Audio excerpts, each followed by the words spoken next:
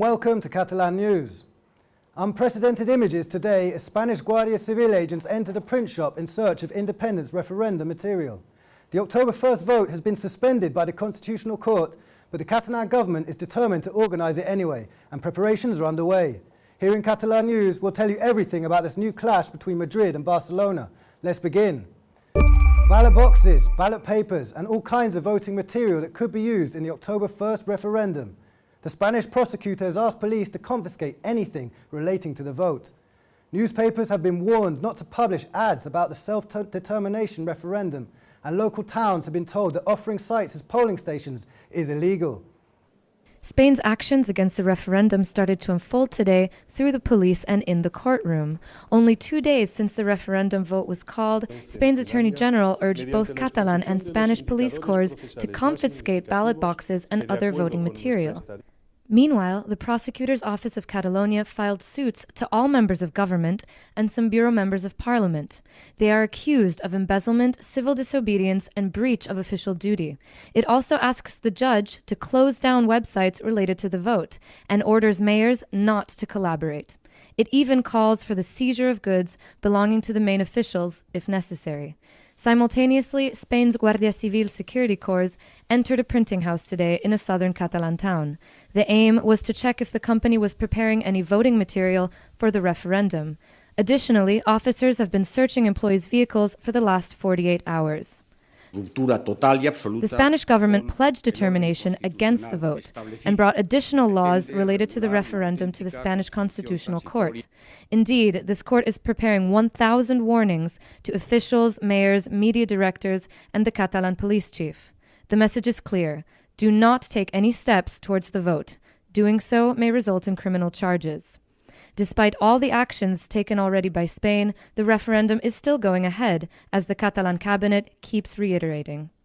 De fet, no és cap sorpresa veure com el govern de l'Estat i els instruments de l'Estat tenen com a única resposta davant d'una qüestió política la repressió, l'abús del dret i l'abús de les institucions.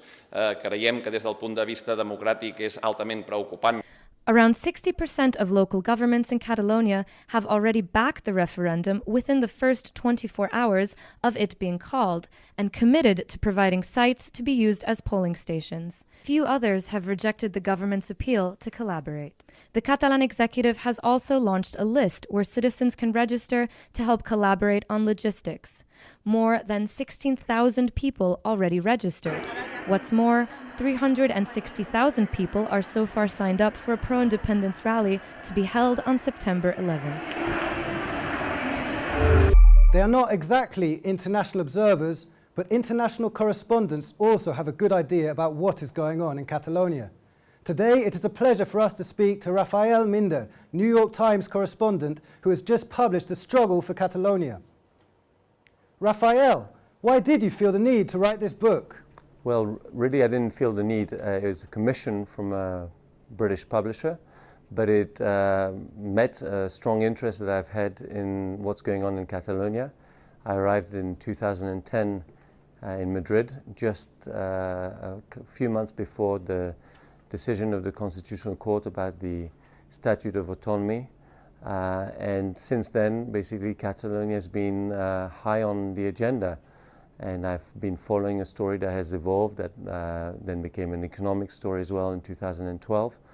And now is what it is, an attempt to hold a referendum that's been declared illegal by Spanish courts.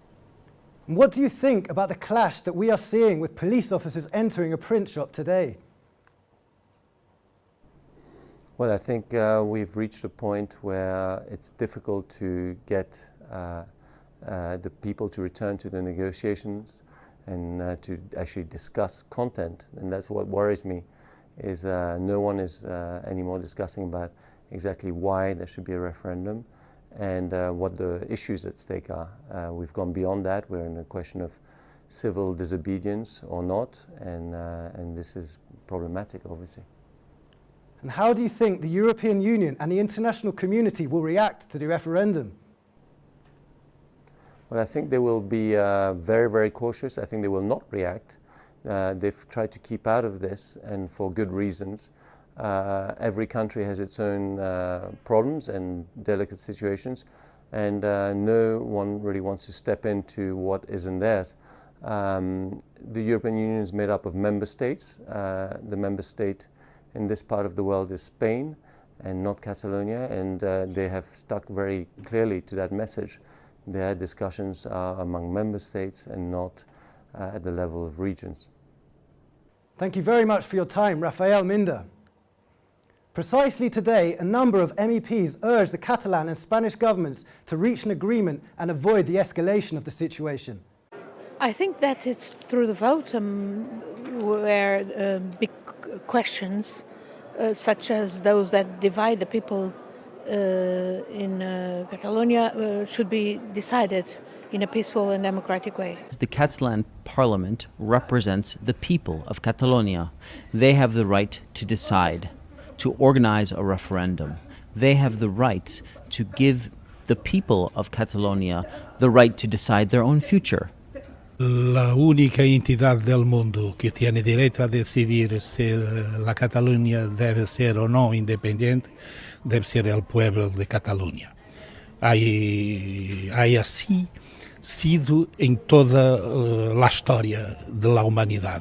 The mandate that they have given to their government, which they have voted through yesterday in a democratic vote in their parliament, to be respected by the Spanish government, and the right to self-determination to play out in front of the world for us all to see without external interference from anyone, and that includes the EU. Let's change topic now. Catalonia is bringing justice to the memory of the thousands of victims of the fascist dictatorship by declaring null and void all its political trials. Today, the widow of one of the victims received all the documentation that officially pardons her late husband. The story of the Catalan journalist Josep Maria Huertas Claveria became so famous that it came to be known as the Huertas case. It all started in June 6, 1975, just months before dictator Francisco Franco was to die. Huertas published a story in the Spanish newspaper Teleexpress called Underground Erotic Life, where he disclosed that many brothels in Barcelona were run by military widows. Huertas Claveria was convicted for insulting the army and was sent to La Model prison, sparking widespread condemnation and the first newspaper strike since the Civil War. Huertas Claveria was released and, as the regime fell, he emerged as a symbol of freedom of speech. Yet his sentence stood until today.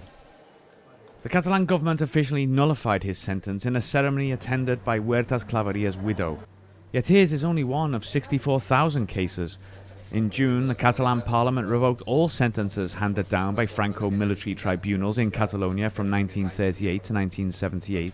The list of victims of the Franco regime tribunals also include Catalan President Lluís Companys, executed in 1940, and anarchist Salvador Puig Antich, who was put to death only a year before the dictator died. It's one of the most fascinating festivals in Catalonia, and one that inspires other similar events around Europe. Fira Tàrrega has kicked off this week with an extraordinary program that includes a lot of international artists. The International Festival for Performing Arts, Fira Tàrrega, just opened its doors to 4 intense days of international and local shows. Until Sunday, the town of Tàrrega in central Catalonia is the capital of some of the best performing arts worldwide. Fira Tàrrega has become a benchmark for its commitment to theatrical quality and innovation, and it's today one of the most important European markets for performing arts. The festival has always been noted for incorporating new trends, techniques and languages, which are increasingly visual and contemporary. The fair is indeed a good opportunity to be discovered. Last year, almost 90% of the participating companies came out with a contract. The director Carla Rovira, who participates in the fair, praises this international event. Un aparador fantàstic, Fira, i llavors ve molta gent diferent. Hi ha tota l'àrea professional, però també de públic és molt divers, i llavors tenim feedbacks de gent que són, jo què sé, gent molt gran, de cop gent molt jove, i és molt interessant això, molt guai, perquè aquí s'aplega moltíssima gent. Alguna cosa pasa cuando en un país la gente empieza a levantar los brazos. In this 2017 edition, almost 500 artists from 10 different countries participate in the fair. A total of 52 companies are present in Tàrrega. 1 out of 5 companies is from abroad, and more than half of the performing arts companies at the fair are Catalan. The 261 shows at the Fira Tàrrega can be enjoyed until Sunday. Hola, muy bien, muchas gracias. And with this, we finish today's show. We'll be back on Monday, the National Day of Catalonia, with more information about what is happening here.